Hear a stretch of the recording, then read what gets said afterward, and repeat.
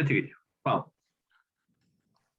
Listo. Bienvenido entonces de nuevo a una sesión de análisis de estructuras de acero. ¿Ya? Lo que estamos viendo, o lo que vimos la clase pasada, fue definir, ¿cierto?, una caracterización mecánica del material cuando se degrada, producto de la incursión de parte de sus fibras o parte de la sección transversal en comportamientos definidos por el modelo del material en rangos inelásticos y o plásticos. ¿Ya? Esa incursión genera de que la rigidez, ¿cierto?, del elemento estructural decaiga. ¿Ya? Y ese decaimiento nosotros lo capturamos, ¿cierto?, a través de la definición de un módulo de elasticidad tangencial que era, como dijimos en inglés, location specific. ¿Ya? Y es básicamente en este modelo continuo del material la variación, ¿cierto?, cómo varía la tensión de acuerdo a la deformación, ¿cierto?, la velocidad de variación.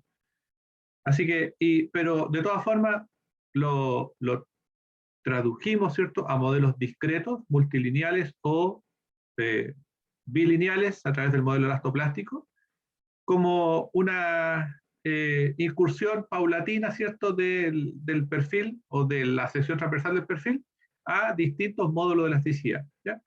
Ahora, como nosotros queremos calcular resistencia,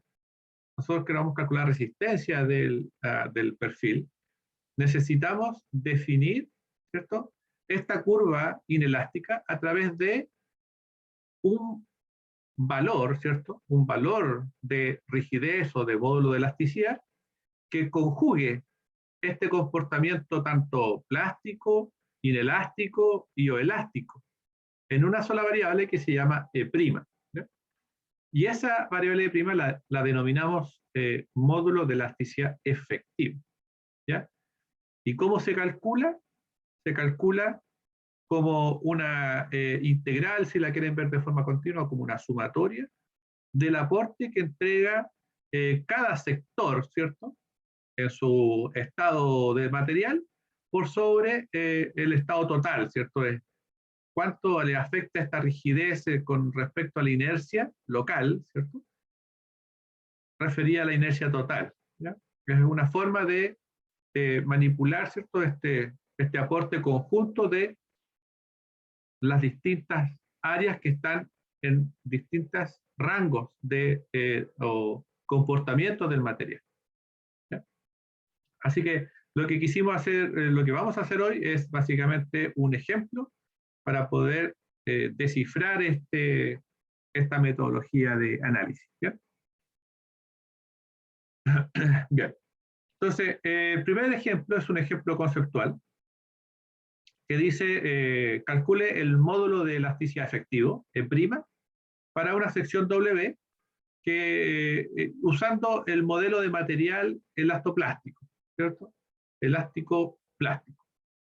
Y ese modelo de material está descrito, ¿cierto?, en el gráfico de la derecha, ¿cierto?, donde definimos, ¿cierto?, el stress versus strain y una pendiente que define el rango elástico E y una pendiente o módulo de elasticidad tangente igual a 0 cuando el material alcanza valores de fluencia Fi.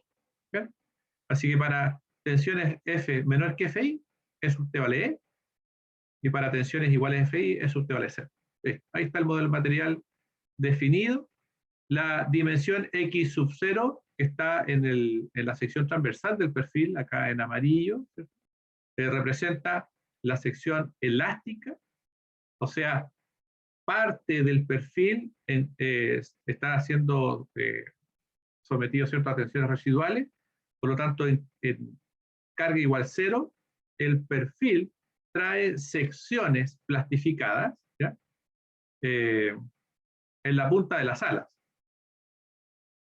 Dice, asuma que el alma es siempre elástico y consideremos ambos ejes para definir el eje de pandeo, ¿cierto? O sea, pandeo en torno al eje X y pandeo en torno al eje Y. ¿Bien? Ahí está el modelo. Entonces, utilizando el modelo de material lineal, E' se puede calcular como esta sumatoria, ¿cierto?, de cada aporte, reconociendo que existen estas dos regiones, ¿cierto? Una región elástica y una región plástica. Así que esta sumatoria del aporte por cada área queda representada como 1 sobre 1 IG de las rigidez de la parte elástica más 1 sobre IG por el aporte de la rigidez de la sección plástica. Ahora, el aporte de la rigidez de la sección plástica claramente vale aquí 0, porque E sub T vale 0, por lo tanto, el módulo de elasticidad efectivo queda determinado simplemente como el módulo de elasticidad tangente en la zona elástica, o sea, E, por un valor que se llama I de la zona elástica sobre el I total. ¿Cierto? O sea, el módulo de elasticidad efectivo queda determinado por este aporte que entrega como parte resistente, ¿cierto? La zona elástica a través del I subelástico sobre el I total. ¿Ya? Así que calculamos, ¿cierto? O definimos estas variables, ¿cierto? Aquí está el monito de nuevo. La sección plástica está definida en la punta de las alas, con F igual a FI, E sub T igual 0. Dijimos no hay aporte, ¿cierto?, de la región plástica, por lo tanto el E sub T equivale a 0. Y la ecuación 21 representa lo que ya estábamos pensando, en que el E efectivo es el E elástico por este factor de momentos de inercia elástico sobre el momento total, ¿cierto? El grueso de la sección transversal completa. Ya. Ya, Guillem, tranquilo.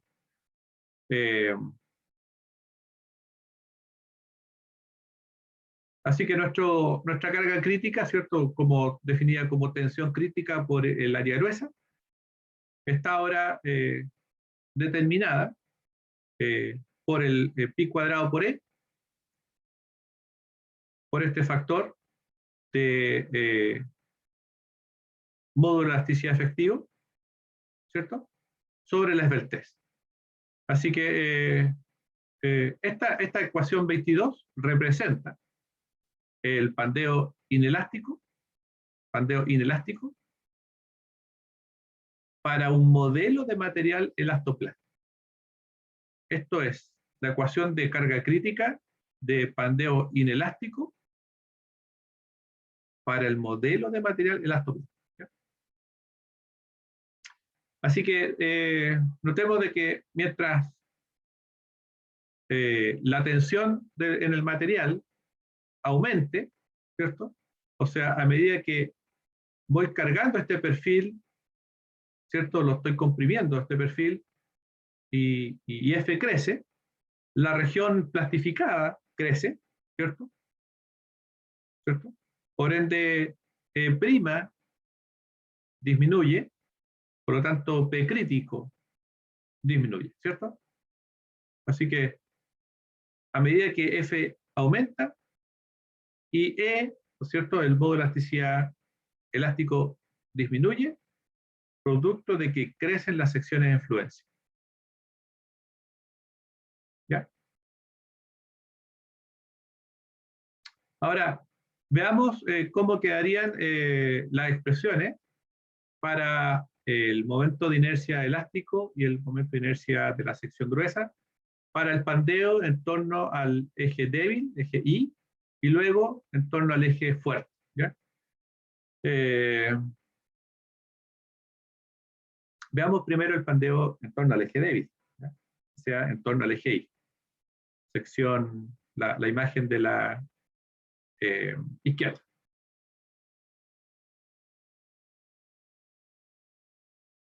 Para calcular el módulo de elasticidad efectivo para el pandeo inelástico en torno al eje I, vamos a recordar y definir, ¿cierto?, nuestras variables. Nuestras variables están definidas por el x sub 0, por lo tanto el ancho de la sección elástica queda dada por 2x sub 0, el ancho del ala es definido como b sub f, ¿cierto?, el ancho b del flange en inglés, flange b sub f, ¿ya? El espesor del ala, t sub f, el thickness del flange, t sub f, el espesor del alma queda dada como el t del w, o sea, t de web, web es alma en inglés, ¿ya? Y la altura total, ¿cierto?, entre centroides de las alas queda definida por, por la dimensión d, ¿ya? Así que definimos esta porción de 2x sub 0 como la porción elástica, ¿ya? Recuerden que lo amarillo está en el régimen elástico, lo achurado está en el régimen plástico, ¿cierto?, definido el material elastoplástico.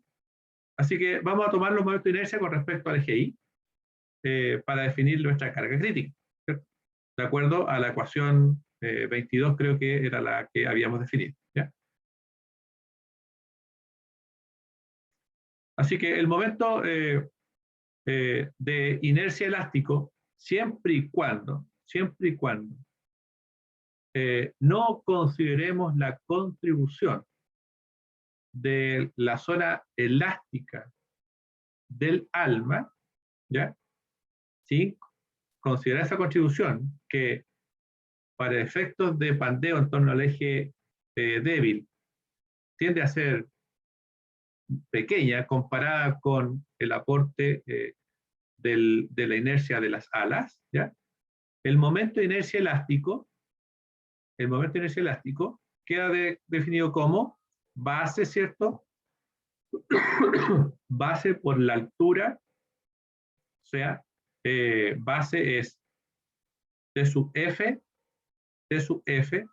por la altura 2x sub 0 al cubo dividido en 12 por 2, ¿cierto? Son dos alas, sobre el momento de inercia total de la sección gruesa total sin la contribución del alma, como la base T sub F por la altura B sub F al cubo sobre 12 por 2. Y eso me da la expresión de 8x sub 0 cubo sobre B sub F, ¿ya? O sea, la expresión para el módulo de elasticidad efectivo es el módulo de elasticidad elástico por esta expresión de 8x sub 0 cubo sobre B sub F cubo, ¿ya? Esta expresión, por supuesto, recordando, es la expresión del momento de inercia efectivo en torno, para pandeo en torno al eje débil, ¿cierto? En torno al pandeo en el eje Y, usando el modelo de material elastoplástico y sin considerar la contribución que pueda tener el alma sobre los momentos de inercia, ¿ya? Esa es la expresión. Ahora, si calculamos el módulo de elasticidad efectivo para pandeo inelástico en torno al eje fuerte, el eje X, ¿ya? Con las mismas definiciones que traemos del ejercicio anterior, entonces nos queda lo siguiente. Ahora es en torno al eje X. Vean las X aquí en los subíndices que indica el pandeo en torno al eje X, el eje fuerte. Definimos entonces un área elástica, ¿cierto? Para un ala, ¿cierto? Defino las áreas porque eventualmente si voy a definir el momento de inercia en torno al eje X, necesito usar Steiner, ¿cierto?, para poder trasladar esta información al eje de pandeo. Defino el área elástica como 2x por T sub F y el área del ala, de un ala total, como B sub F por T sub F. ¿Ven? Esas son las áreas. Recuerden, esto lo estoy haciendo para utilizar el traslado del momento de inercia. Así que, asumiendo de nuevo que no estamos considerando la contribución del alma en el momento de inercia, ¿ya? Ahí vamos a ver si esto es bueno o malo, ¿ya? Lo voy a hacer. Pero estamos facilitando un poquito el análisis, ¿ya? Así que el momento de inercia elástico queda como 2 a su área elástica por la distancia al cuadrado. El momento de inercia queda definido por la contribución, ¿cierto?, de Steiner.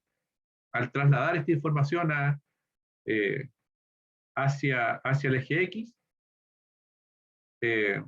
no está de más decir aquí de que aquí falta un término, por supuesto. Falta el momento de inercia de la sección amarilla, que es 2x sub 0 por t sub f al cubo sobre eso, ¿ya? 2 sobre 12. Pero siendo t sub f el espesor muy pequeño, al cubo queda igualmente pequeño, lo que controla el momento de inercia aquí es el traslado hacia el momento de inercia, ¿ya?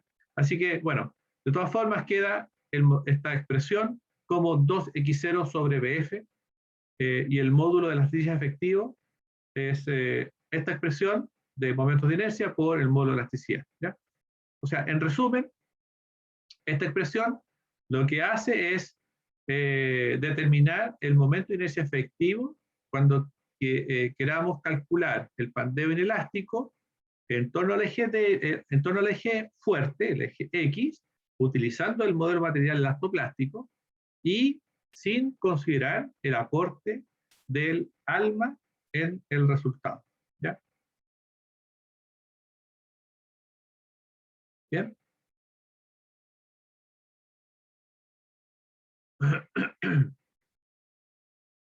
Ahora,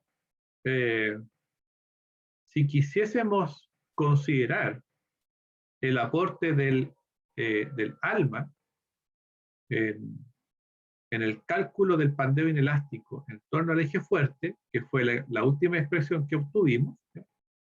Entonces, nuestra expresión, fíjese, de momento de inercia elástico en torno al eje X, queda dada por el Steiner, ¿cierto?, de las dos alas, 2 x sub 0 t sub f por la distancia al cuadrado, ¿cierto?, la distancia media al cuadrado, por 2, porque son dos alas, más la contribución elástica, ¿cierto?, que en este caso es la misma construcción que la parte plástica, del alma, T sub W de cubo sobre 12, sobre la expresión del área gruesa, que solo que lo que cambia aquí es el valor de B sub F por T sub F, ¿cierto?, de medio al cuadrado. Mientras que la contribución del área gruesa es la misma, en la parte del alma. Así que la expresión del efectivo, fíjense, queda dada por una expresión más robusta, quizás más compleja, pero de todas formas es una expresión del módulo de elasticidad efectivo que incluye, ¿cierto?, el aporte de la rigidez del alma en la expresión del módulo de elasticidad efectivo. Si este aporte es o no eh, importante, ¿cierto?, para la carga crítica de pandeo, es algo que se debe analizar caso a caso, ¿ya? ¿Ya? Caso a caso. Depende de la geometría, cuán importante es el aporte del alma, por lo menos en perfiles WT, sobre el módulo de elasticidad efectivo, ¿ya?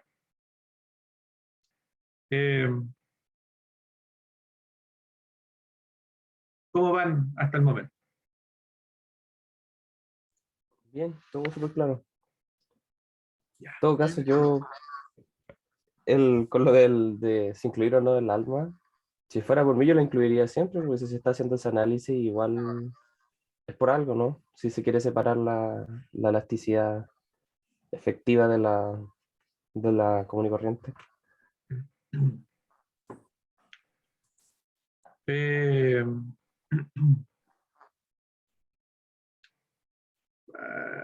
sí, no. Sí, no. O sea, a ver, la expresión por sí sola no es, no es una ecuación diferencial parcial de quinto grado, digamos, ¿no? Claro.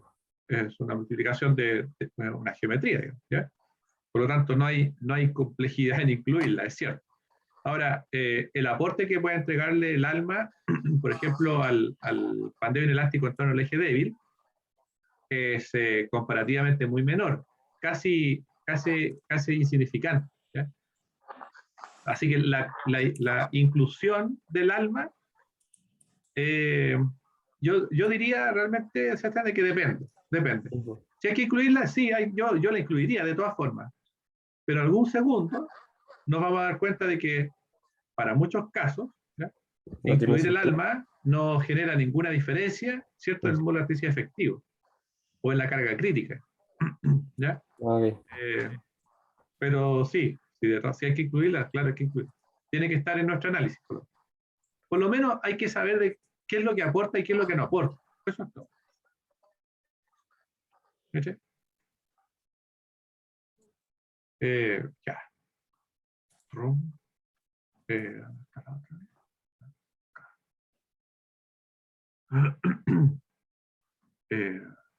ya. Adiós.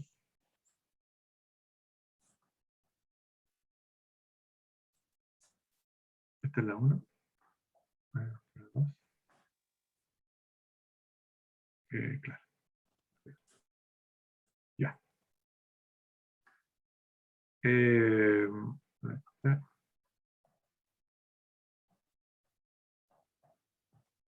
ya. Ven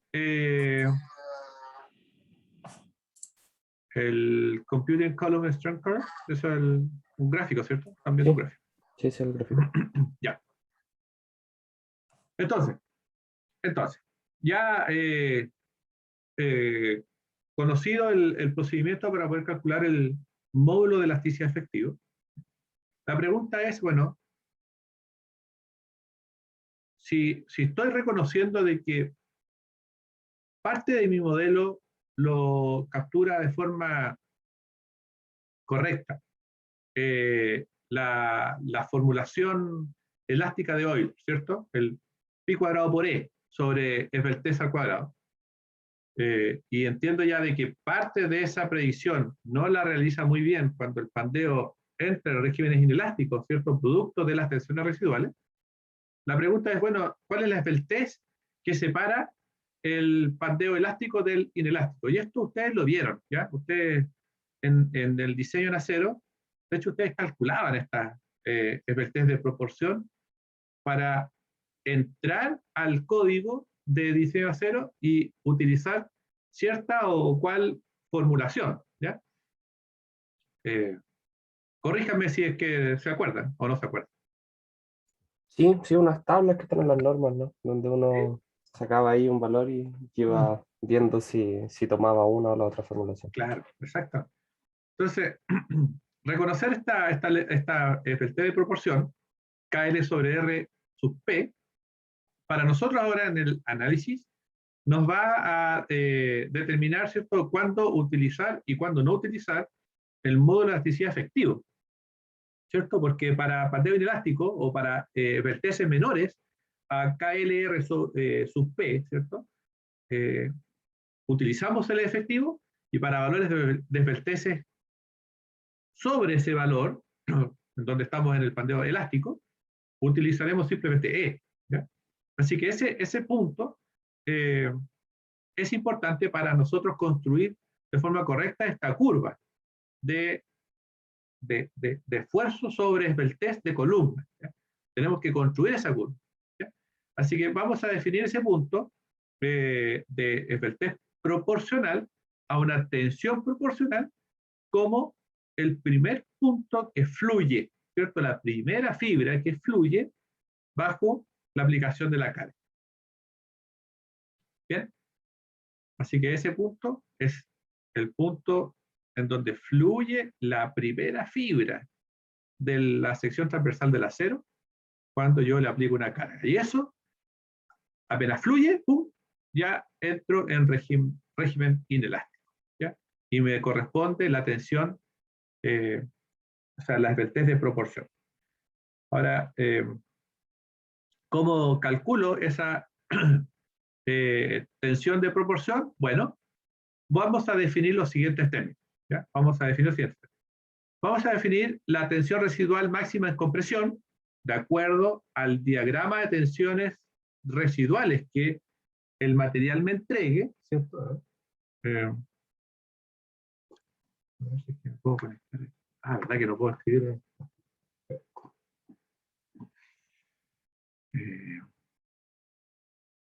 Ya, en la siguiente figura está descrita gráficamente esta tensión residual, ¿ya? Pero definimos la tensión FRC como la tensión residual, R residual, máxima en compresión, ¿ya? FRC.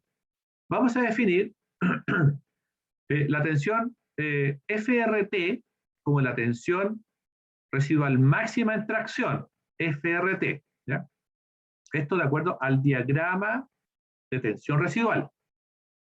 Vamos a definir también a FFI como el primer punto de la curva del material, ¿cierto? De la curva de tensión de formación del material, que entra en fluencia. El primer punto, o sea, si es una curva bilineal, ¿cierto? Bilineal, o sea, elastoplástica, el primer punto se llama FI. Pero si es multilineal, ¿cierto? Entonces el primer punto está apenas cambia la pendiente del módulo elasticidad de E a cualquier valor de E, a un valor E sub T algo. Ese es el primer punto en donde se genera la afluencia en la curva de tensión de formación. ¿Ya? Entonces, para nosotros, el límite de proporción, ¿cierto? O la tensión de proporcionalidad, se define como la diferencia entre este primer punto de fluencia del material menos el primer punto que está en máxima compresión de acuerdo al gráfico de tensión residual. O sea, del estado inicial, del perfil, ¿cierto? Del estado inicial, donde existen tensiones dentro del material, que se llaman tensiones residuales, algunas están en tracción, otras están en compresión, ¿ya? Estas que están en compresión son las primeras en llegar a niveles de fluencia, ¿cierto? Mientras yo le aplico la carga. Por lo tanto, ese delta desde la máxima compresión residual al primer punto de fluencia del material se llama límite de proporción. ¿Ya? Y la esbeltez asociada a ese límite de proporción está definida como KL sobre R, ¿cierto? Y es simplemente resolver como la esbeltez, ¿cierto?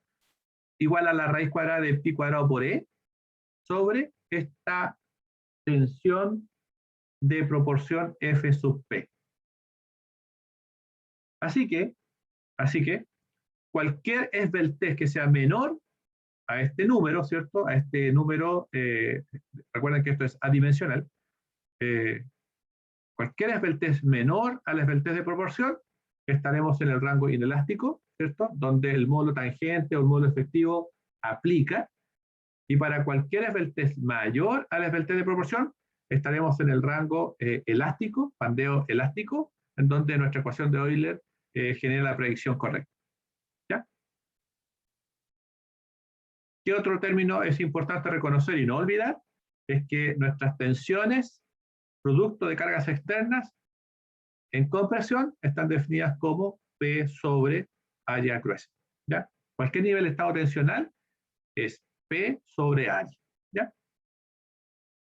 Entonces, esto ahora descrito de forma un poco más gráfica, puede quedar más claro con la siguiente figura. ¿Ya?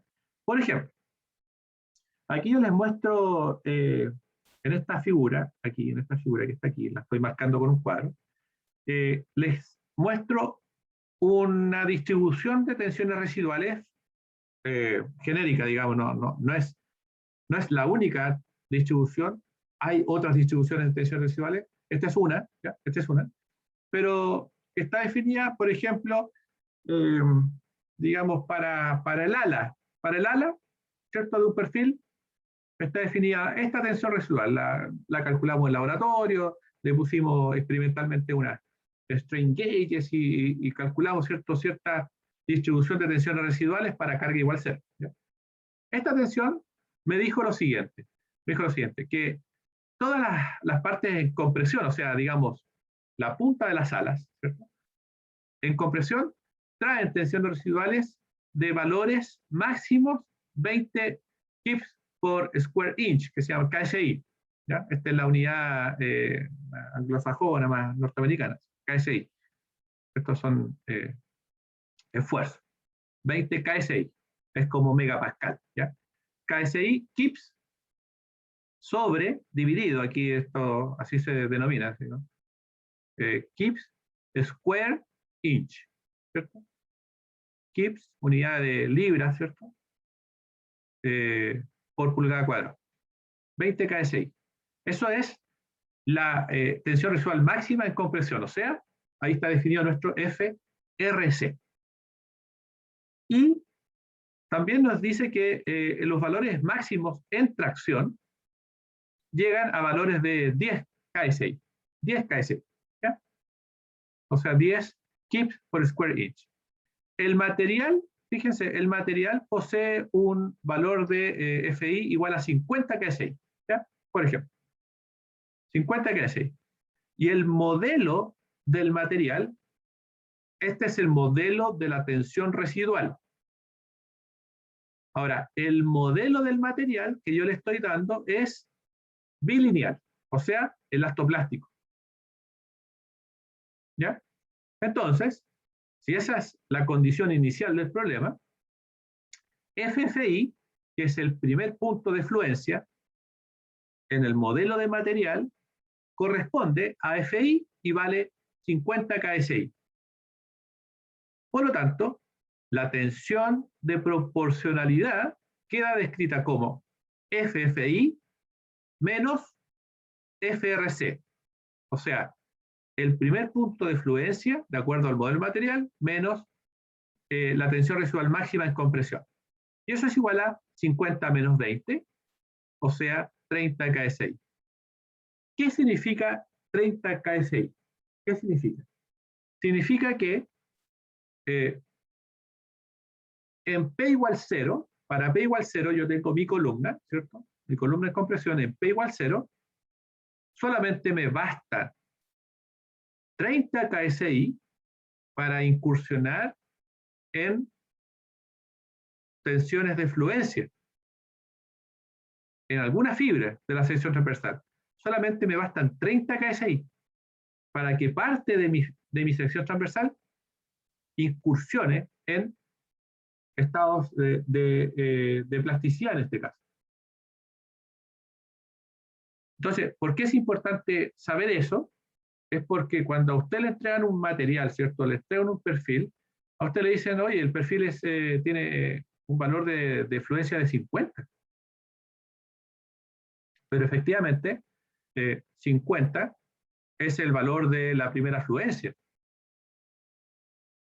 Pero si estamos considerando tensiones residuales, no son 50 KSI los que necesito para poder plastificar parte o completamente de mi perfil, sino que solamente tengo 30 KSI. Bien, esa es el análisis para poder determinar bien qué implica calcular la tensión de proporción. ¿Ya? Veamos otro. Veamos otro. Por ejemplo, en esta distribución de tensiones residuales, digamos que tengo el mismo patrón, ¿cierto? Mi tensión residual en compresión es 20 KSI, en tracción es 10 KSI y el material sigue siendo 50, ¿cierto? Fíjense que ahora, si yo considero un modelo de material multilineal, como el que muestro en la figura, bueno, ¿saben qué? Mira, el material está descrito como una sucesión de curvas con FI igual 50. Igual vale 50. ¿Ven? pero la curva ahora está descrita por un módulo de elasticidad elástico, ¿cierto? Hasta F1 igual 25, por ejemplo. En 25 KSI ya tengo algún nivel de inelasticidad.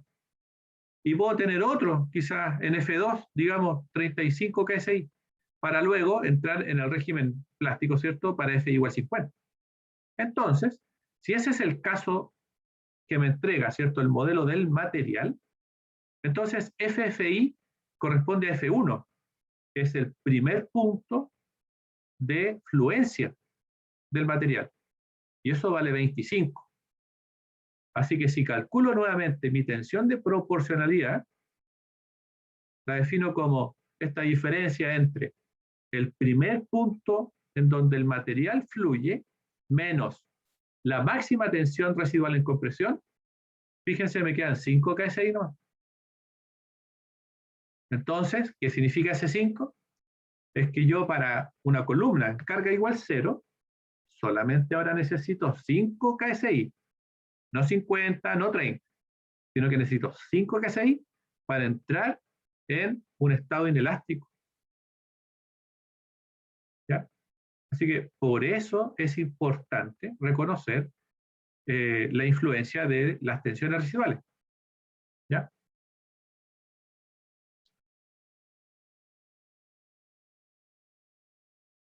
¿Está bien? ¿Te quedó más o menos eso claro de cómo estamos considerando las tensiones residuales? Sí, profe, sí, Muy claro. Listo. queda Oye, mucho más claro. háganme preguntas, pregúntenme alguna cuestión. Lo que pasa es que ahora, cuando explicó eso, terminó de responder la pregunta que le había hecho yo el otro día, entonces, ¿qué le iba a preguntar? Que era lo ¿Ya? de que yo le decía, si, para cuando esa carga de fluencia, cómo la sacaba, que si podía llegar y restar. Y ahora caché que solo cuando es con el modelo eh, elastoplástico, que ahí era Claro, como justamente restar como desde claro. cuando se daba la primera fibra. Ahí parece sencillo porque primero es un modelo que se usa harto,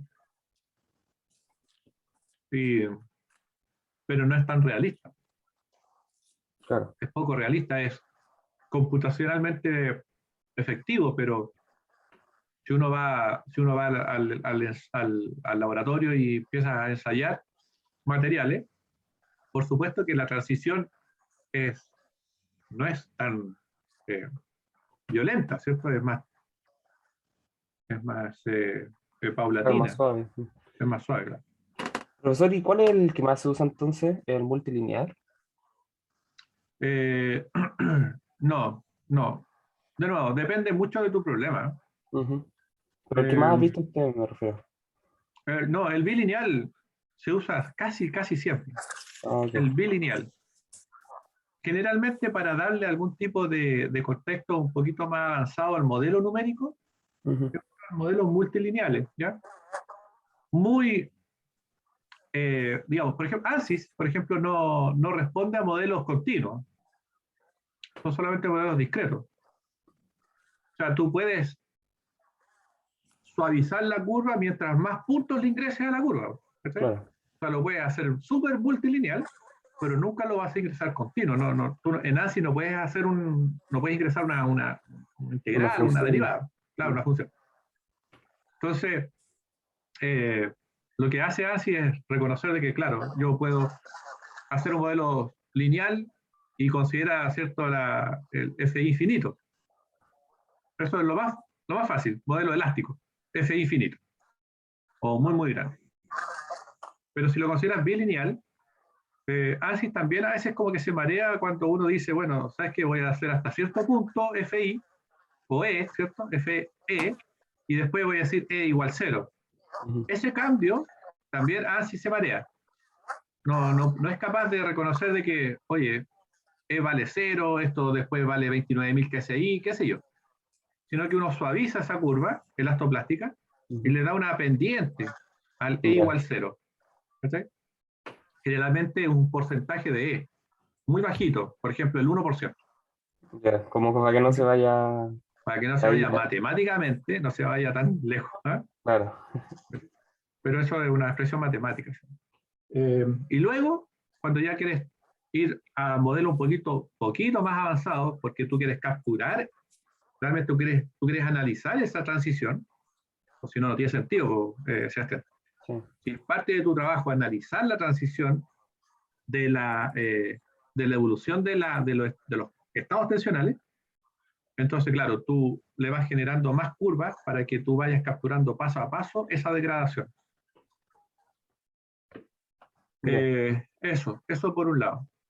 Lo otro que ANSYS le cuesta un montón, de hecho, creo hasta me arriesgaría a decir de que no lo hace, es capturar la curva descendente, por ejemplo, del hormigón. ¿Sí? ANSYS llega súper bien hasta cargas máximas, tensiones últimas, ahí. Pero cuando ya el material tiene una degradación, Claro. no lo hace muy bien. Mm. O sea, esas son las restricciones de las ecuaciones. Acuérdate que ANSYS es un motor de ecuaciones. Entonces, eso ahí le cuesta, no se pueden definir muy bien. Así que, bueno, la respuesta realmente te la da el problema, ¿ya? Es el problema, es qué quieres tú analizar en la física del problema para poder definir de forma correcta el modelo. ¿Sí? Ok. Ya. Ya, vamos a hacer ahora este problemita. Este problemita parece un poquito ya más aterrizado a lo que queremos hacer, ¿ya? Como tarea. Nos quedan pocos minutos, pero vamos. Dice, utilizando la teoría de modelo tangente, o sea, cálculo de módulo de densidad efectiva. Dice, construya la curva, ¿ah? La curva de resistencia de la columna, para una sección H, ¿cierto? Ya esta sección la hemos visto hace rato. La geometría de la sección es ancho de A a la B, espesor de A a la T, y la altura y sigue siendo D por C. ¿Ya? Asuma pandeo solamente en torno al eje Y, por eso no se muestra la altura. ¿Ya? Y no considere el aporte del alma. ¿Ya? No lo considere para este ejercicio. Utilice el modelo de material idealizado, ¿cierto? Esfuerzo de formación, como el que se muestra en la figura. O sea, hay un rango elástico a 29.000 KSI hasta cierto nivel de FI, un porcentaje de FI. ¿Cuál es ese nivel? Es un medio FI.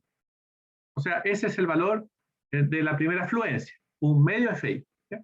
Luego hay una transición inelástica a un medio DE para llegar a niveles de fluencia de 50 KSI con E igual 0. Ese es el modelo del material.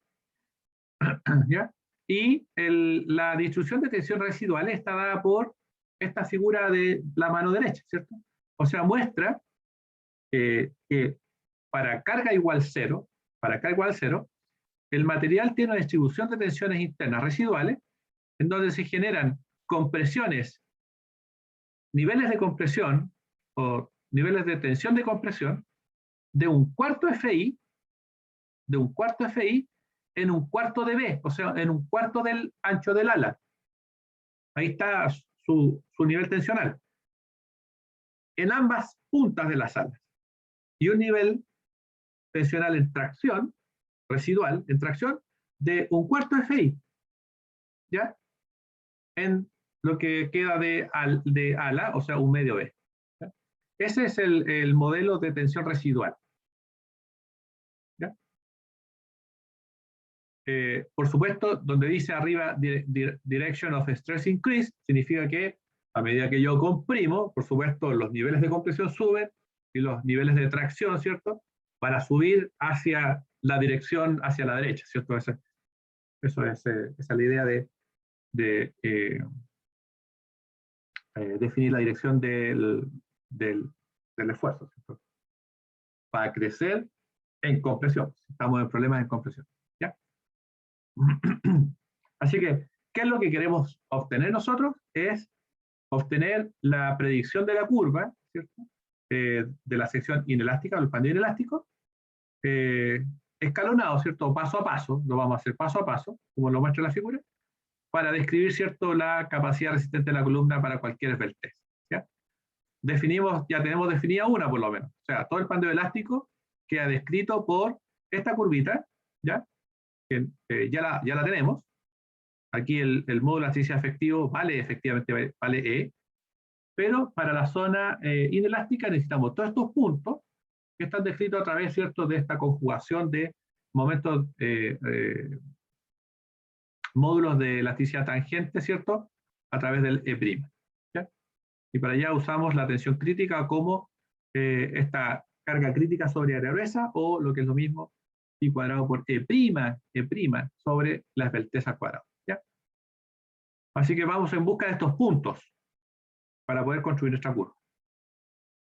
¿Ya? Bueno. Ya. Lo que viene ahora, jóvenes, quedan 2 minutos. Ya, vamos. Sí, en 2 minutos avanzamos. Dice, vamos a definir primero la sección 1, o S1, como la parte del ala que está inicialmente en compresión producto de la tensión residual. ¿Ya? S1 es la parte en compresión de las alas producto de las tensiones residuales. Y S2 será la parte o el área, ¿cierto?, del ala que se encuentra inicialmente en tracción producto de las tensiones residuales. ¿Ya? S1 y S2. ¿Ya? Así que las tensiones que existen en S1 y en S2 serán consecuentemente F1 y F2.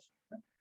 Si yo grafico dónde estoy parado tensionalmente en S1 y en S2, sería indicar de que F1 se encuentra, ¿cierto?, a mitad de camino en la parte elástica, ¿cierto? F1, estoy a 1/4 de FI en compresión, ahí está, 1/4 de FI, estoy en ese punto, mientras que la parte central del ala está en F2, o sea, está 1/4 traccionado, o sea, está bajo la curva, ¿cierto? Acá en E, ¿cierto?, siguiendo la misma pendiente en E, a 1/4 de FI. ¿Ven? Entonces, estos dos puntitos,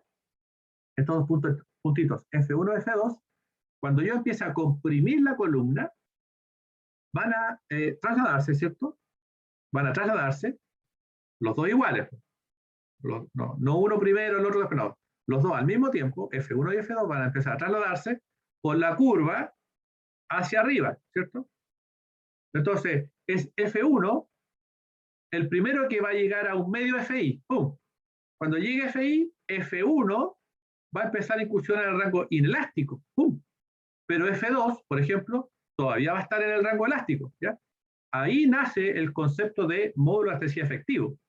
Entonces, van a empezar a incursionar ambos en regímenes de material distintos hasta que F2 eventualmente va a llegar a 1/2 FI. Ambos van a estar a 1/2 FE, perdón, a 1/2 E, ¿ya? Van a trasladarse juntos en esa pendiente hasta que F1 llegue a E igual 0. ¡Pum! De nuevo, otro módulo de elasticidad efectivo. Voy a seguir cargando hasta que eventualmente F2 llegue a FI, ¿cierto? Y ambas áreas se plastifiquen de forma completa. ¿Ya? Ese es el camino que hay que seguir. ¿Ya? Así que F1 y F2 son los niveles tensionales de la sección 1 y de la sección 2. ¿Ya?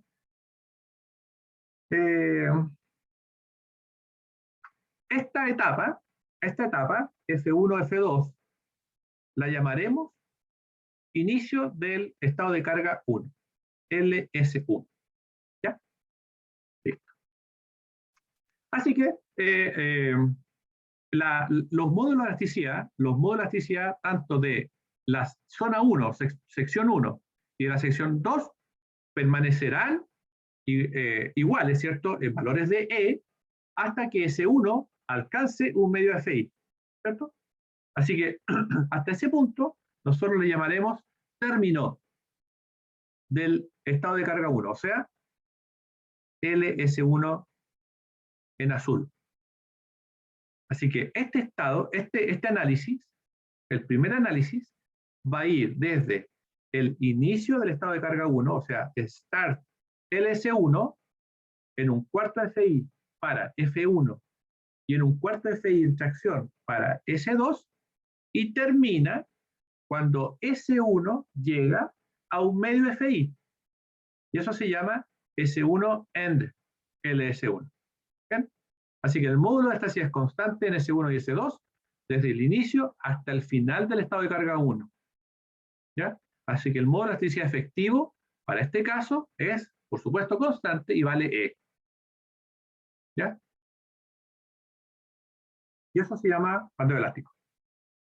Ahora, formalmente, ¿cómo se define un estado de carga? Formalmente, es el rango de tensión, ¿cierto? En donde el módulo de elasticidad tangente, los módulos, en plural, los módulos de elasticidad tangente, tanto para la sección 1 y la sección 2, permanecen constantes. ¿Ya? Así que, si esos módulos de elasticidad tangente permanecen constantes, no iguales, ya no significa iguales, significa constantes, entonces tendremos un módulo de elasticidad efectivo constante. ¿Ya? Eso se define como módulo de elasticidad, o sea, como estado de carga. Listo, vamos. ¿Tienen, a ver? ¿Te puedo pasar 2 minutos más? Sí, o no, profe. ¿Sí? Sí. ¿Sigo? ¿Guillermo? Sí, profe, sí. ¿Sí? Veamos. Ya, ya. Bueno, si quieren se desconectan y yo puedo seguir hablando, ¿eh? Pero No, está bien que dale. para no perder el hilo porque Claro, claro, claro, para no perder entonces el vamos hilo. a quedar botados. Eso, ya. Entonces, definido, ¿cierto?, nuestras variables ya más numéricas, FI vale 50, nuestra tensión residual en compresión, de acuerdo a la distribución de tensión residuales, vale un cuarto FI, eso es 12.5. La tensión residual máxima en tracción vale 12.5 en tracción. Nuestro primer punto, de acuerdo al material, era un medio FI, eso es 25, por lo tanto, nuestro límite de proporcionalidad FP es FII menos FRC, y eso es 12.5. Con ese valor de tensión de proporcionalidad, calculo mi esbeltez de proporcionalidad a través de la formulación, ¿cierto?, que está en color rojo. ¿Ya? Así que a una esbeltez de 151.32 se encuentra el límite de proporción donde defino el régimen elástico y el régimen inelástico, ¿cierto?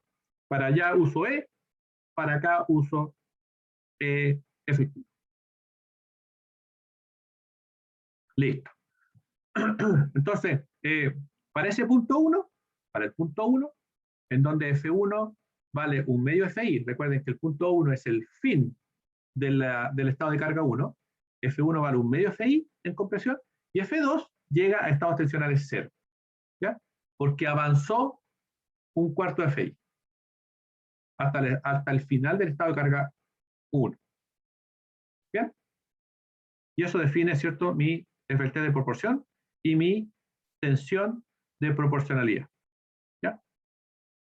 Así que a eso le llamamos punto 1, el punto 1 de la curva, es tensión proporción, FLT de proporción, o en este caso 12,5, 151.3. ¿Ya? Ahora, pasarme del punto 1 significa que para cualquier tensión diferencial mayor, ¿cierto?, que FP, cualquier nivel tensional mayor que FP un cuarto FI, F1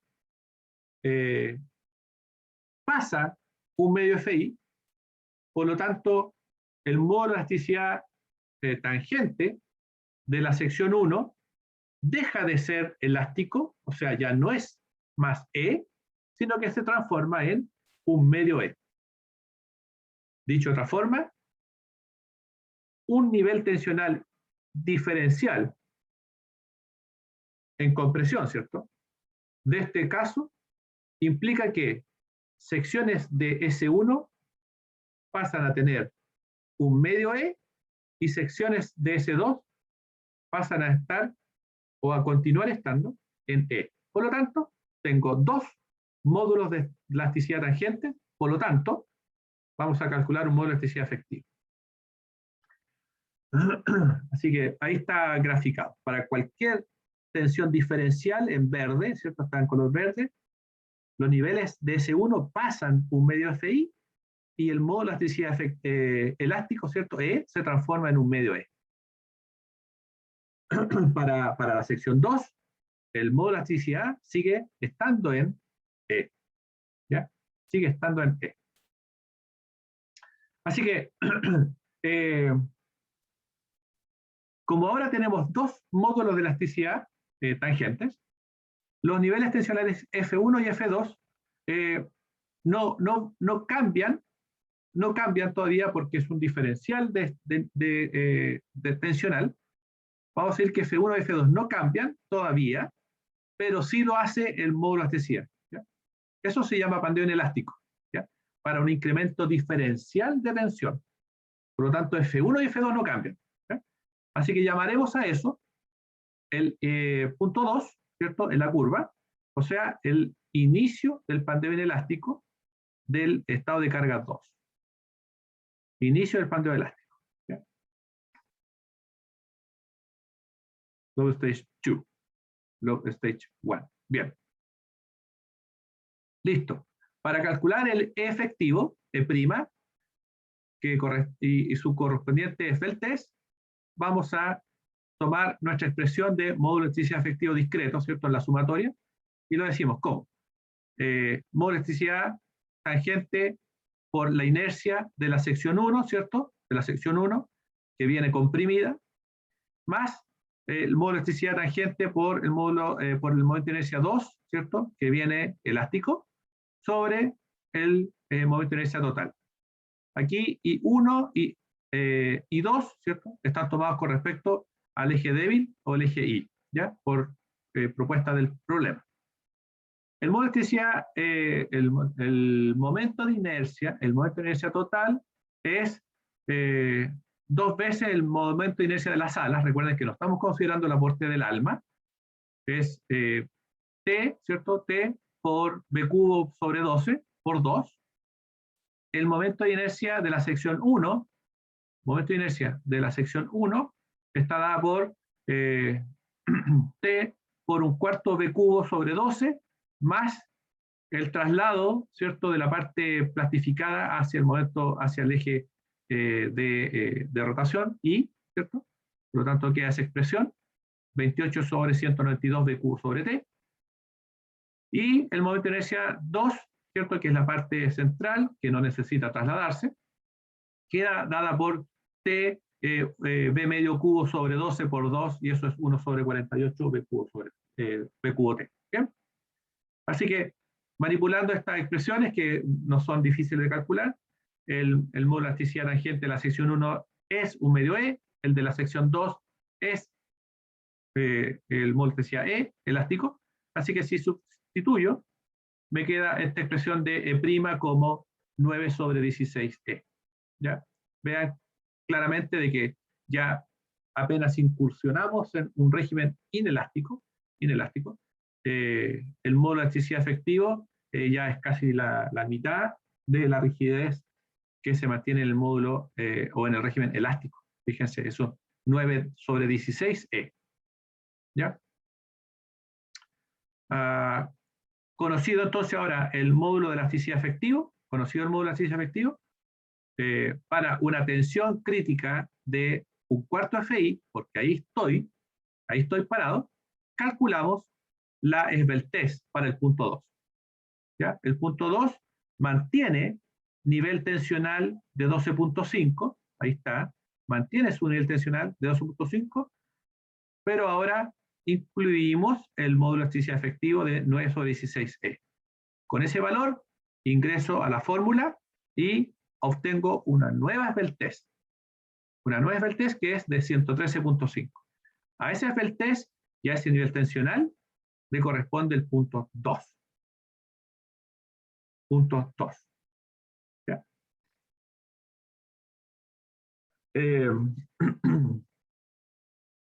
Punto 2.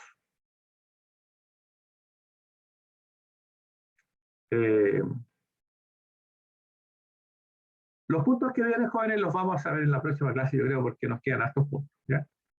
Pero por lo menos hasta ahora llegamos al punto 1, nuestro punto de proporcionalidad, el punto 2 implica un aporte incremental diferencial de tensión a nivel tensional F1 y F2 que no cambian, lo que cambia es el módulo de elasticidad efectivo, ¿cierto? O mejor dicho, el módulo de elasticidad tangente de la sección plastificada, o sea, de la sección S1 en este caso, ¿ya? Con eso calculamos un módulo de elasticidad efectivo al mismo nivel tensional, ¿ya? FP de 12.5. Lo que vamos a hacer ahora, en el futuro, en la próxima clase, va a ser hacer un incremento diferencial de tensión, pero como incremento la tensión, debo hacer una compatibilidad de deformaciones, ¿ya? Para poder calcular un nuevo estado tensional. Y con ese nuevo estado tensional, definir un punto 3, ¿ya? Así que eso lo va a hacer la próxima clase, porque o si no nos vamos a pasar hasta las 12 del día explicando, ¿ya? Yo les voy a dejar esto, bueno, creo que ya tienen ustedes esta lámina, o si no la tienen, la subo de inmediato. Subo el video y voy a subir la siguiente clase también para que tengan en su carpeta el desarrollo completo del problema. ¿Bien? Bien. Y no se queden hasta aquí. Profesor, Ya. pero la próxima clase la vamos a tener, sí, en mucho tiempo, ¿Por qué? porque ahora viene semana de receso. 6, 7, 8, 9, 10, 11, 2. Claro. Hay receso. Entonces el trabajo lo tendría, ¿cómo lo vamos a hacer? ¿Va a tener que ser de vuelta del receso? ¿Recién va a poder darlo? Sí. Sí. Ya no, nada que hacer, Seba. Nada que hacer. No nos compliquemos. No. Yo mentalmente no me complico ya a esta altura. Ya Es lo está que bien. es. Es lo que es. No, tampoco es porque quiera, que Sí, quiera apurarlo, pero no, para después que no estemos ya a fin pasó de la semestre. temporada de que me crujiera el bate, no. Ya, no. Entonces ahí se va. Yo tengo, somos 600 estudiantes. ¿Son ustedes 600? Ujú. No, suficiente para mí. ¿Ya? Ya, No, ¿ya? A la vuelta del receso retomamos esto y seguimos ok, avanzando. ¿Ya? No hay problema. ya. Igual dijo que iba a subir la otra clase, o sea, Sí, la voy a la subir. diapo, Sí, para la voy a echarlo subir. en la- Sí, claro. Ya, Sí, la voy a subir, Seba, para que lo vean. ¿Ya? Sí, Aunque, profe, ojo, sería subida mejor. sí, ojo, Sebastián y Guillermo, para ustedes dos. ujú. Recuerden que los recesos son para descansar, ¿ya? Sí, sí. ¿Ya? No son para estudiar, no son para, no, son para descansar. Usen bien ese receso, ¿ya? Ya. ¿Ya? Eso, no, ese es mi consejo. ¿Ya? Listo. Nos vemos entonces a la Ok. vuelta, o nos vemos, bueno, en las sesiones Sí, de la jornada. por la jornada. Sí. Chao, Listo. profesor. Chao, que estén bien. Vale, vale, profe, nos vemos, que esté bien. Chao, Guillermo. Chao, Chao, igual. Guillermo. Chao. Hasta luego.